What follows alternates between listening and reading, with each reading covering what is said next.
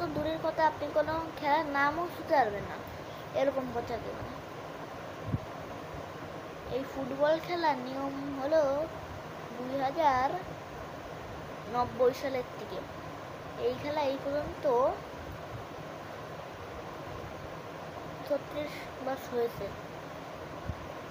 এই খেলা সবচেয়ে সফল টিম হলো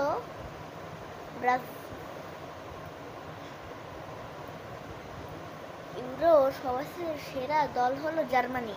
তারা এই পর্যন্ত 4বার কাপ জিতেছে। সবচেয়ে স্লো হলো স্কটল্যান্ড, এই মাত্র 1বার কাপ জিতেছে।